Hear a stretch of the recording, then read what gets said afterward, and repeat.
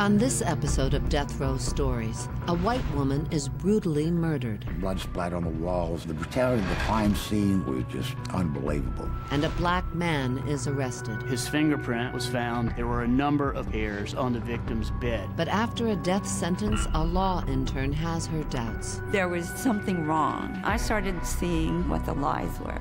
And the case begins to unravel. There are those that have their hidden agenda. Is it a fair trial if somebody's lied?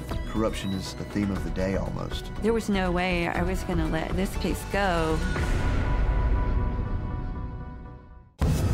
There's a body in the water. He was butchered and murdered. Many people proclaim their innocence. In this case, there are a number of things that stink. This man is remorseless. He needs to pay for it with his life. The electric chair flashed in front of my eyes. Get a conviction at all costs. Let the truth fall where it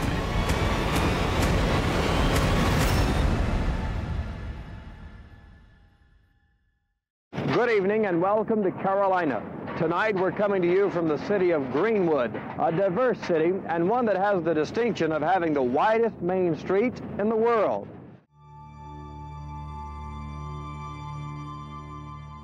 Greenwood is a very small community. Everybody seems to know everybody or related to everybody here.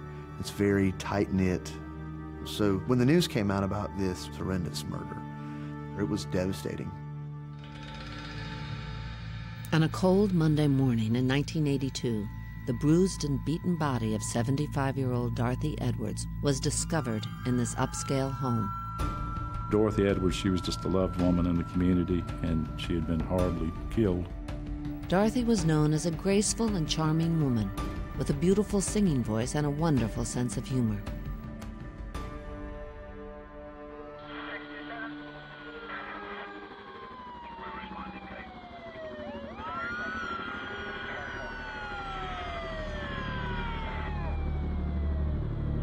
The next door neighbor, Mr. Holloway, had noticed a couple of newspapers had piled up, and he went over to check on her.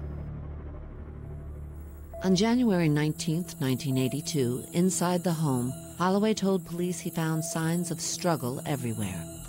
A heavy glass ashtray shattered on the living room floor. A pair of bloody ice tongs.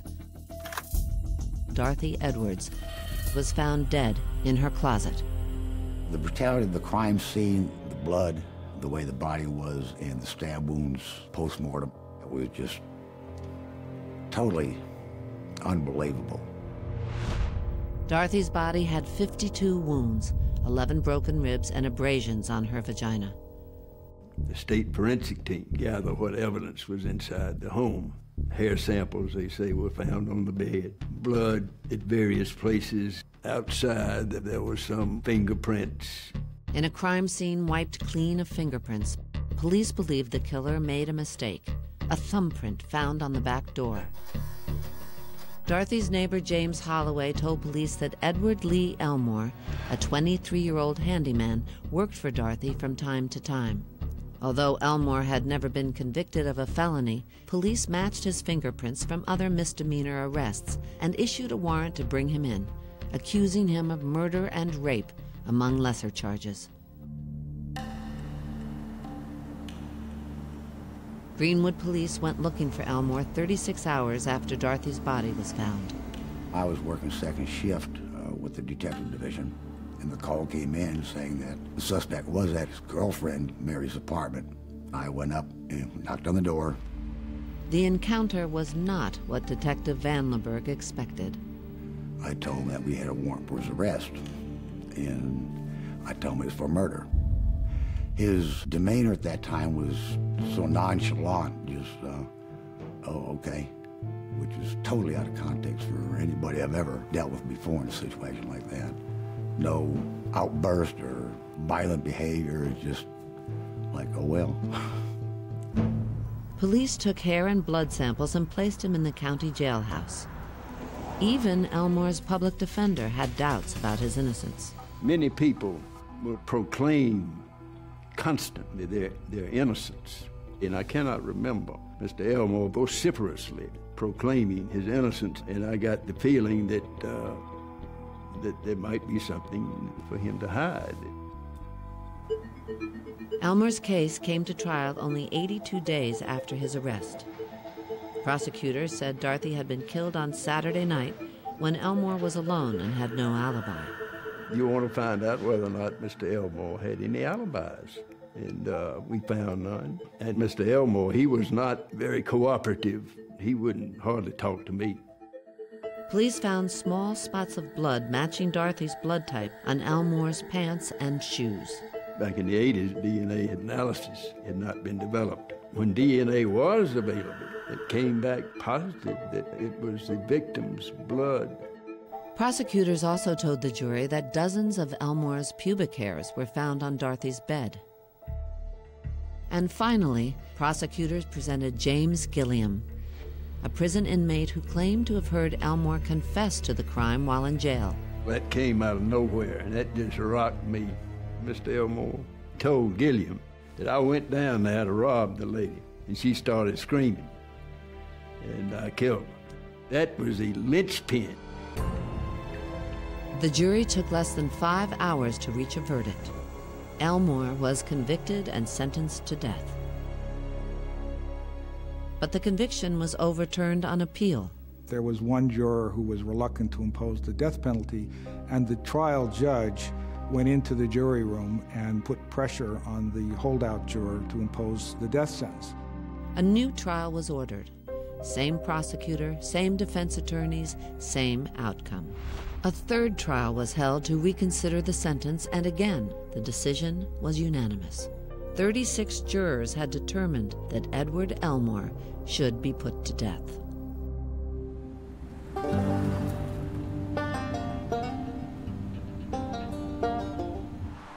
"11 years later, a 34-year-old law student named Diana Holt came to the South Carolina Death Penalty Resource Center as a summer intern. One of her first assignments was reviewing Elmore's case. The first time I saw the name, Edward Lee Elmore, I was reading through a transcript. Diana started having suspicions that Elmore's trials weren't fair.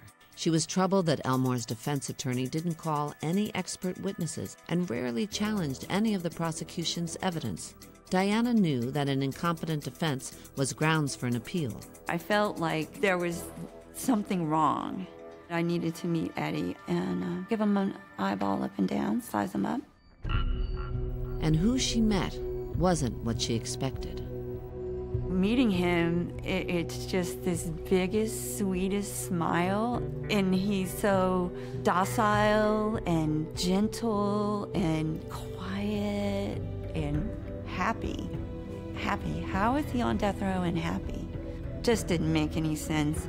There was no way I was going to let Elmore's case go.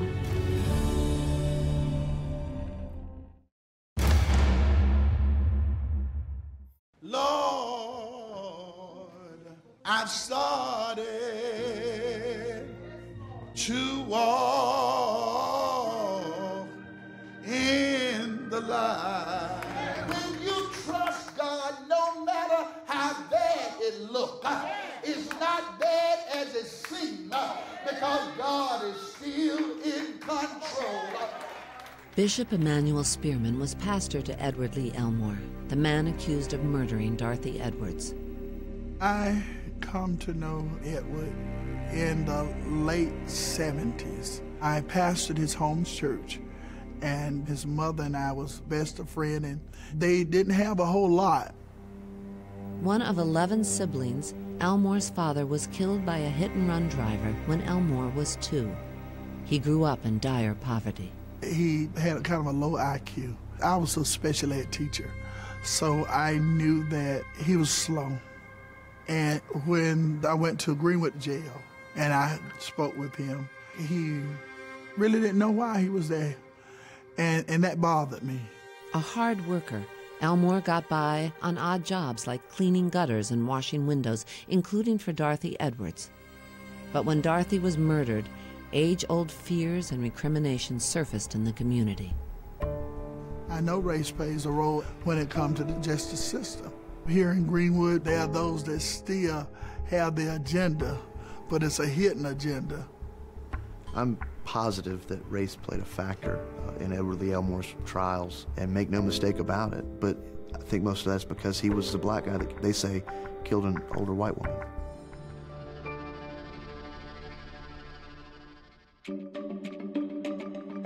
Searching through Elmore's original trial, Diana found potential grounds for appeal. Her first target was public defender Geddes Anderson, who seemed utterly unprepared to take on the case. I asked him, when did you start working on his case?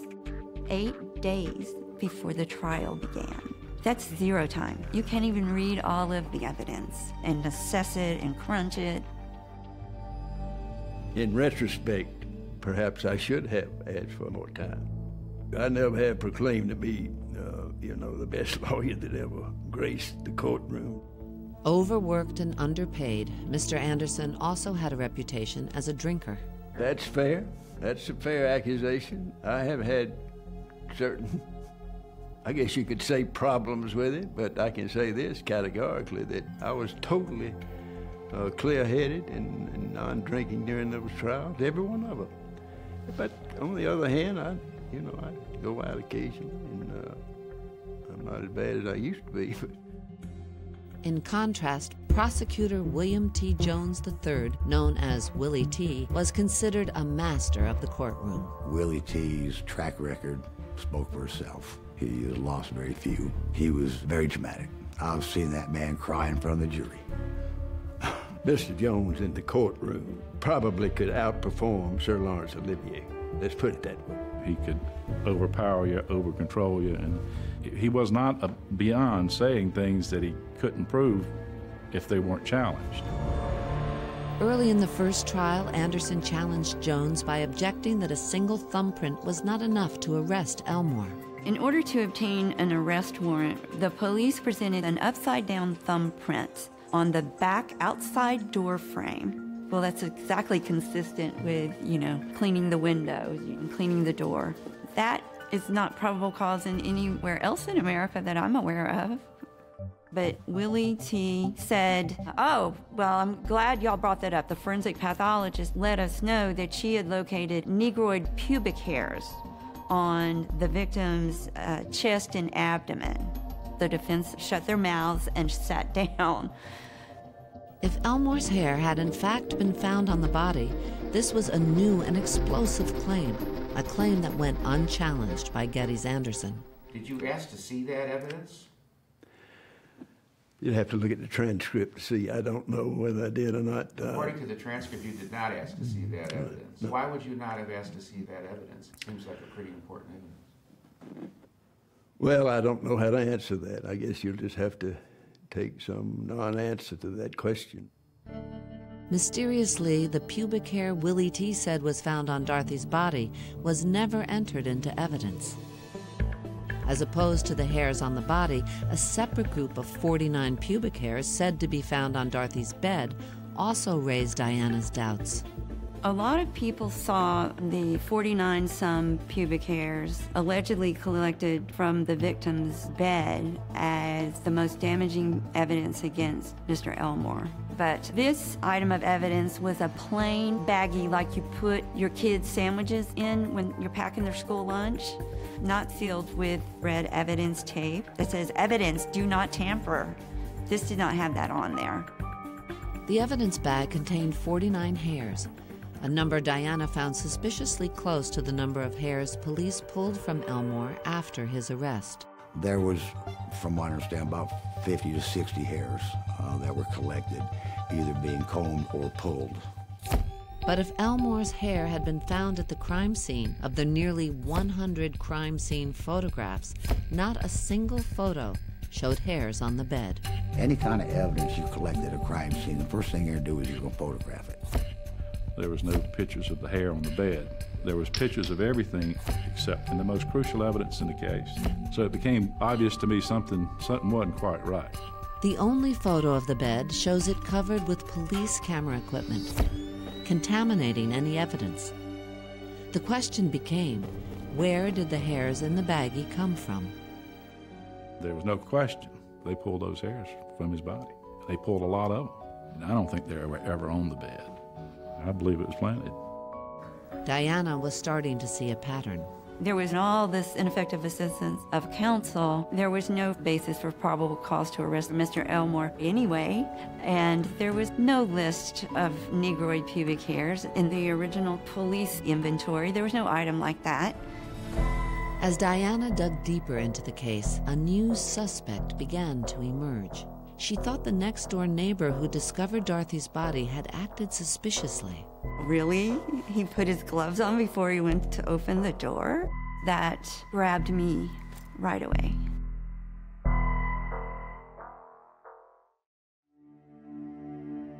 In order to get a new trial for Edward Lee Elmore, Diana needed to find grounds to appeal. When she finally read what Elmore said in the original trial, she felt more determined than ever to fight back. I started reading Eddie's testimony, and it got me, yeah. And the more it went along, the more it got me. I remember when he was cross-examined, because for a long time, Edward didn't say anything or testify. And he just sat there as if, why am I here? Why am I going through this? You want this court to believe you're always this quiet, don't you? Well, sir, you asked me something. I answered it. You want them to always believe you're real quiet and polite and yes, sir, no, sir. Isn't that right? No, sir. Edward didn't understand what he was talking about. Didn't understand how to defend himself or what to say. Well, why did you hit her with this ashtray? I didn't hit her with it. Why did you stick her with this knife? I didn't stick her with no knife, sir. Tell us how it felt when she reached down and jerked these pubic hairs out of that area. It hurt you, didn't it? Sir, she didn't jerk them out from me, because I wasn't there. And she tried to get up off the bed and get out of there, didn't she? I wasn't there, sir. And you caught her and started pounding her with your fist, didn't you? No, sir. Stomach and all? No, sir. Did you kick her? No, sir, I wasn't there. That's all I have to ask you. In his closing argument to the jury, Willie T. portrayed Elmore as a sadistic killer who tortured his victim before beating her to death. But Diana thought that the depiction of Elmore was highly prejudicial and the evidence riddled with holes.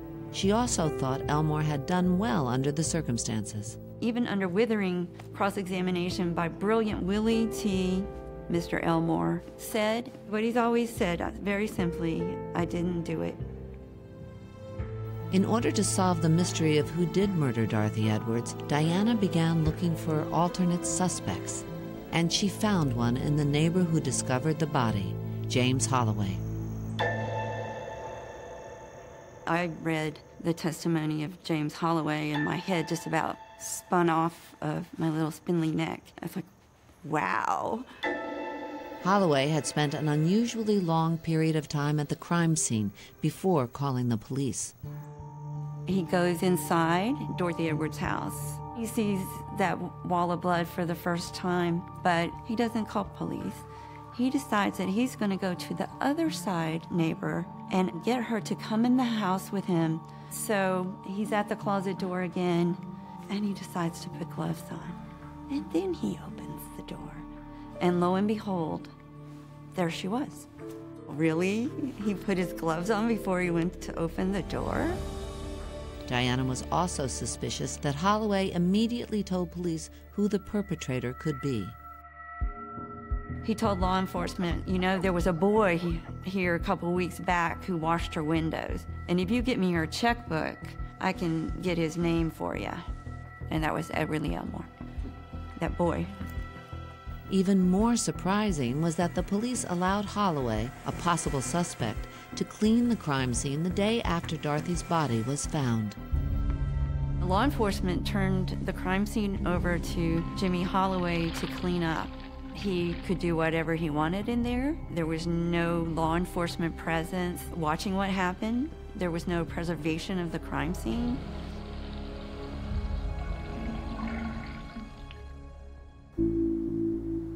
Diana needed answers, so she drove 90 miles to Greenwood, South Carolina, and showed up unannounced at James Holloway's front door.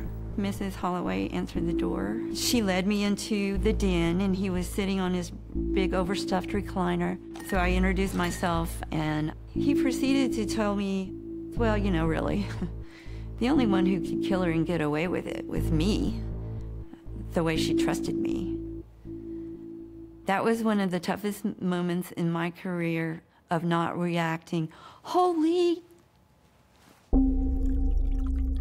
He also told me that law enforcement suspected him because all the neighbors had told law enforcement that he and Dorothy had been having an affair for the last 30 years.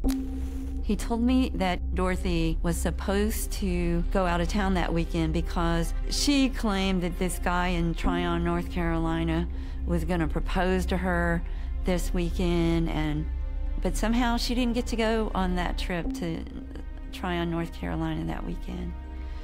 Diana realized that if Holloway was having an affair with Dorothy, the motive could be jealousy.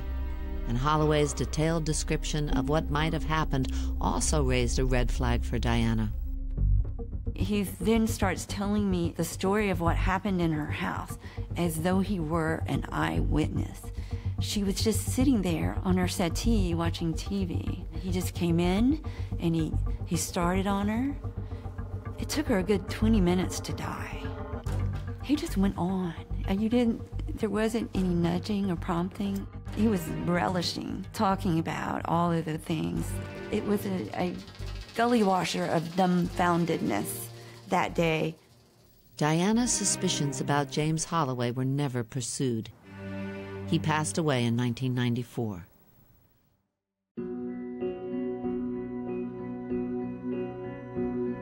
By 1995, Elmore had been on death row for more than 13 years, and he had seen many of his fellow inmates put to death. Elmore's survival would now depend on Diana getting him a new trial, a process Diana would launch only 98 days after passing her bar exam.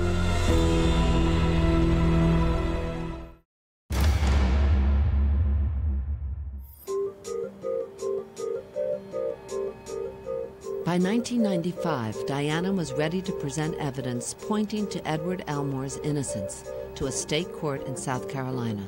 The goal was to get a new trial for Elmore. Diana would be joined by Chris Jensen for what would be her first hearing as a lawyer. She was very fierce.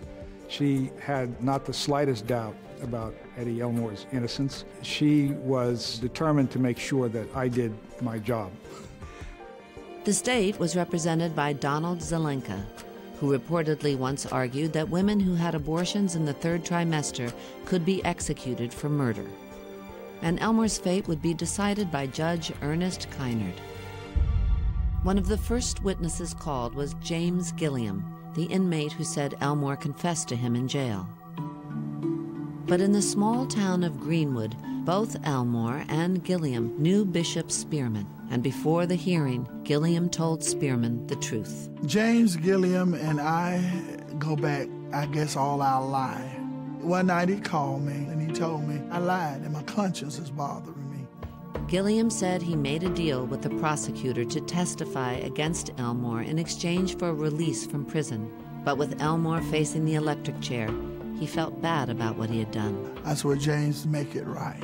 And I got excited because I felt like, well, once this come out, that it would be free. Gilliam said the testimony that I gave in these prior trials was false, that he made up this story to try to get better treatment for himself on his criminal sentence. Gilliam would go on to state that the only thing Elmore had ever said was that he didn't kill Dorothy Edwards. But Diana's team also felt they needed to refute Dorothy Edwards' time of death, which the medical examiner had placed on Saturday night during the only hours Elmore had no alibi. Diana hired forensic expert Jonathan Arden. In my opinion, the victim died in the early afternoon on Sunday. That time frame makes sense with the rigor mortis, the lack of decomposition, but when the state's medical examiner was asked, why did you recommend that the time of death be 65 hours prior to the time of discovery, given all the evidence of the rigor mortis, the lack of decomposition? She said under oath, because that's what they told me. The police told me that's when they thought it happened. But even with all the evidence in Elmore's favor, Diana and Jensen knew the biggest hurdle would be explaining the blood on Elmore's pants to the court. Blood that was supposedly found on pants and shoes matched the blood type of Mrs. Edwards, and this was very difficult testimony to rebut. As Jensen cross-examined the state's blood expert, Diana went through the files on the defense table and made a key discovery. Evidence lists showed Elmore's pants had passed through 8 different people before the trial. I jumped out of my chair and I start whispering to Chris Jensen, ask him what this means and who these people are and what that is supposed to represent. One name on the list jumped out at Diana. Thomas Henderson was a state police agent who grew up across the street from Dorothy Edwards and James Holloway and was friendly with both. Tom Henderson had nothing to do with forensic investigation at all, nothing. He wasn't supposed to be involved in the case anyway because these were people he knew his whole life long. There was really no reason for him to have removed these things from the laboratory. We were arguing that this evidence had in all likelihood been tampered with, and quite conceivably that Mrs. Edwards' blood had been put on the garments.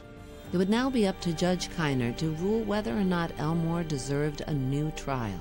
The decision would take 4 months to come down. We presented all this great evidence. We're very excited, we're stoked. Then comes the judge's order, and the cover letter said, Edward Lee Elmore may well not be guilty, but that'll be for an appellate court to find. Judge Kiner had left Elmore's fate up to other judges to decide. I literally became hysterical, completely sobbing, running. I threw it at John Bloom, and what the hell is the matter with you? John Bloom had assigned Elmore's case to Diana as an intern. I was stunned. I had really expected that he would grant relief because they had presented a compelling case of Mr. Elmore's innocence. Diana was discovering that proving Elmore's innocence was not enough. To get a new trial, Elmore's team would need to prove that Elmore's constitutional rights had been violated. A person can be innocent, but as long as they get a fair trial, that's all they're entitled to. Well, that begs the question, is it a fair trial if somebody's lied?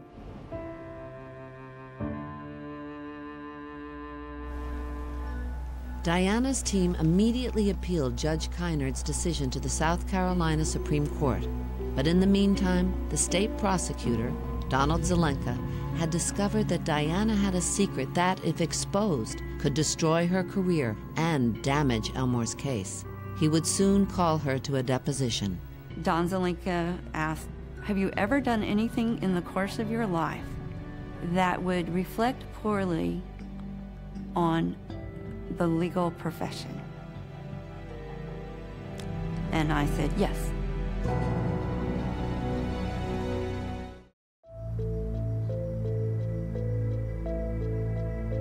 While Edward Lee Elmore sat on death row waiting for his appeal to move forward, Diana Holt took on other death penalty cases. In one, she was able to get a last-minute stay of execution over the objections of Assistant Attorney General Donald Zelenka. Zelenka was determined to discredit Diana. Zelenka dug through Diana's past looking for anything to get her off the case. In April 2000, he called her to a deposition. It was at the Attorney General's office. There were 6 attorneys across the table from me, and all of them lined up like this, looking. Don Zelenka asked, have you ever done anything in the course of your life that would reflect poorly on the legal profession? And I said yes. Diana feared that if her story became public, it would ruin her reputation and destroy Elmore's chances for a new trial.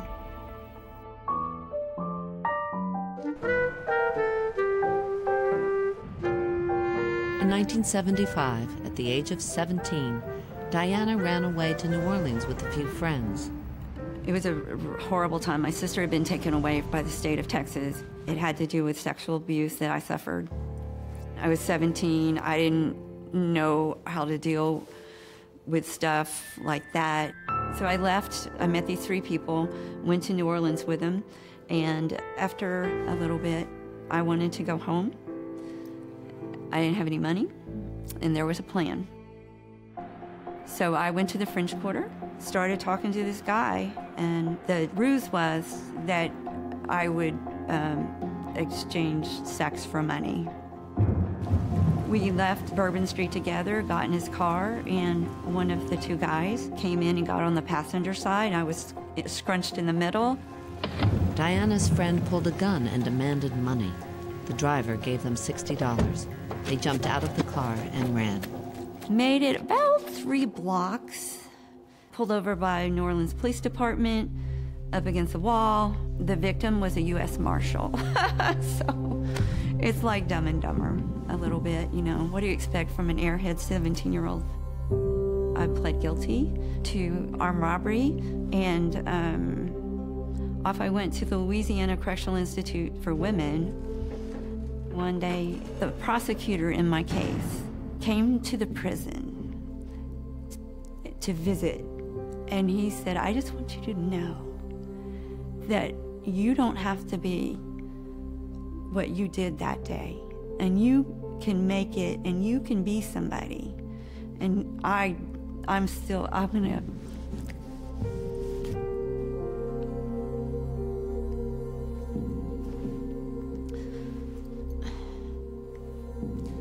Why wouldn't every prosecutor want to do that?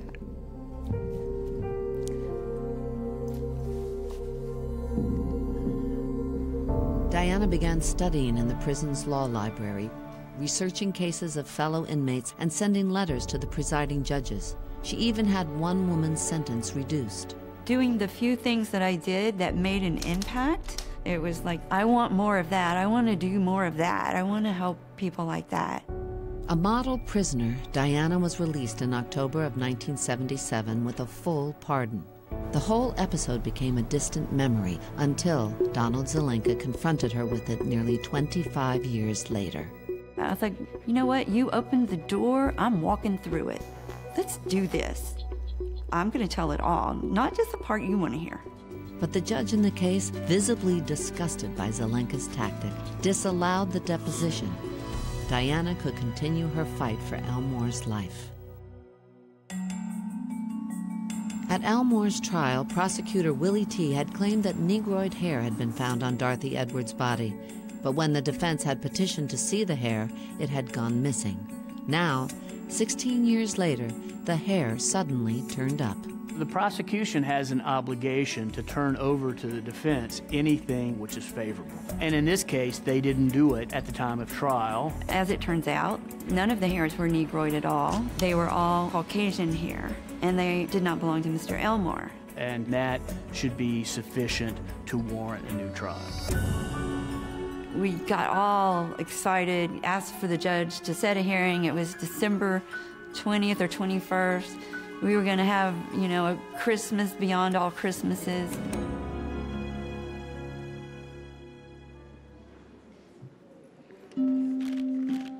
On December 21st, 2000, a new hearing was held. If a new trial were to be granted, Elmore could be released on bail and join his family for the holidays after more than 18 years on death row. All right. Judge Ernest Kynard again presided, the same judge who had stated Elmore may well be not guilty. LabCorp has entered a report indicating there are hairs there from someone other than Dorothy Edwards. There were no hairs from anyone of African American descent. Zelenka acknowledged that the evidence should have been given to the defense, but argued that only one of the hairs found on Dorothy's body had sufficient DNA to read. We do not dispute materials that were recovered from the victim's body at the time of the autopsy. One hair, not hairs, one hair. It is merely another hair that was in the bedroom of Mrs. Edwards. This is a completely different case than what the jury heard. In the final analysis, the question really is, if not now, when? If this is not enough to grant somebody a new trial, then when is post-conviction relief ever appropriate? Unexpectedly, rather than adjourn and read the filings before ruling, Judge Kynard issued his decision on the spot. All motions are denied. The judge said, one hair is not enough. I'm out of here. In this case, there are a number of things that stink. And if you look at it as a whole, it doesn't just stink, it reeks. An execution date was set for Elmore. He was placed in a high-security, locked-down cell while awaiting his date with the electric chair, now a mere 3 weeks away. I tried my hardest to get him ready for it, and he called me one day and he said, "Are they gonna kill me?"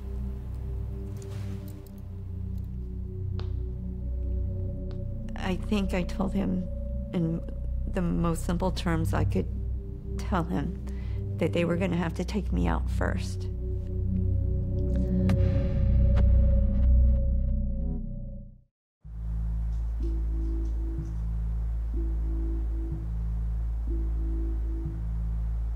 After 22 years on death row, Edward Elmore was in lockdown, a special holding cell for inmates awaiting execution. With only 23 days to go, Diana filed a last-minute appeal and got a stay of execution, but this was only a temporary solution. If Elmore was to survive, they would need a new strategy. The Supreme Court issues a landmark death penalty decision. And a Supreme Court decision from 2002 gave them an opportunity. In a stunning reversal, of course, the U.S. Supreme Court today ruled executing mentally disabled criminals is unconstitutional. The question was whether Elmore was in fact mentally disabled.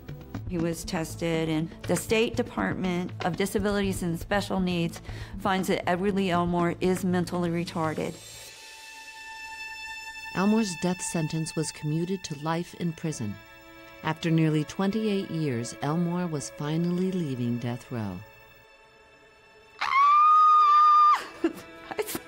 Sorry, that's exactly what I did. I get Mr. Elmore on the phone. I said, "Eddie, you're going to be leaving death row. I'm not going to die? No, well, not there." Elmore's life had been spared, but Diana hadn't fought for years to see Elmore die behind bars. Her team had one last hope to get him a new trial. The U.S. Fourth Circuit Court of Appeals would be the highest court ever to hear Elmore's case. The Fourth Circuit has the reputation of being the most conservative federal appellate court in the country. So we felt that our chances of prevailing were very slight. In yet another face-off with Donald Zelenka, the Fourth Circuit's 3-judge panel heard oral arguments in September of 2010, and remarkably, they came down hard on Zelenka. The time of death, we were locking it down because the defendant was seen at 9:30 headed towards that direction. But locking down the time of death based on what his alibi was, I thought you locked down time of death by sign. The judges have some moral, righteous indignation in their voices and what they're saying. You put in evidence that there were hairs found on the bed. That was a big part of the conviction, wasn't it? Yes, it was. Not one photograph was taken of the bed where these hairs supposedly were. Does that make sense to you? Well, I don't know. Do you think that makes a difference now that we know he's mentally retarded? No, not at all. In this case, it's just a constellation of problems. Even though the judges seemed to be raising some serious questions, I came out of the argument feeling negative about our prospects. I didn't think the court had much incentive to overturn his conviction. We didn't hear anything for month after month. 14 months went by. And then I get an email in my inbox. Heart stops. I start hyperventilating. I clicked on it, and the opinion is 190-something pages long. And, like, where's the good part? The most conservative appellate court in the nation had ruled 2-1 that Elmore deserved a new trial. Everyone in the death penalty community, what happened? We don't win like that, and not there. But we did. The state was reluctant to retry the case, knowing the evidence the defense had unearthed could implicate both police and prosecutors. So they offered Elmore a plea bargain. And the prosecutor asked, "Is there anything short of outright dismissal of all charges that we can do to settle this matter?" And I said, "In fact, there is." He goes free at the bond hearing, and he's going to continue to say the truth. He said, "All of these years, I'm innocent." And the prosecutor said, "Okay." But the plea required that Elmore say in open court that the state could likely prove their charges against him at a trial. It wasn't the exoneration they were hoping for, but it would mean freedom. New tonight, he was once on death row. Now he's a free man. After 30 years, Edward Elmore was released from prison today. Thank you, Lord. Give me a minute. I'm kind of a little overwhelmed right now. I mean, it was something, you know, just so excited. I couldn't hardly speak right. I just locked up all them years for something I didn't do right. And Miss Hope came along right. She believed in me, you know, so see you later. Were you afraid of dying? Not in a, you know, not in a way, but like I say, you know, I knew the truth would eventually come out right. So that's kept me going right. So it kept my faith right, and you know, just taking it one day at a time, right. You know, that's all you can do, you know, and hope and pray, you know, that you know everything come out all right. Mr. Elmore had been incarcerated for 11,000 days. The judge told Mr. Elmore that he had exhausted his sentence and he was free to go. You are free to go, Mr. Elmore. We could walk him out that door of the courtroom and down those steps as a free man. And that was, I'm sorry. That was the best moment of my life as an attorney.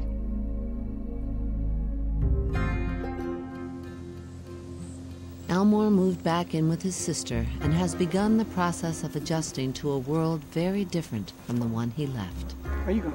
So much has changed, you know, since trying to get used to everything, right? It's hard, but I'm still trying to adjust to things, right? You know, it's so technical, right? Phones and computers and all that stuff, right? So it's really, really hard. I'm trying to learn how to, you know, I'm trying to cope with it, right? Eddie's case taught me a lot of things about our justice system. Taught me to be distrustful, skeptical. Geography can make the difference. Money, of course. Gender, of course. Race is the one that's just a dagger to the heart. But it also taught me to never give up on it. That even 30 years later, someone will listen. As long as you don't give up, justice is possible.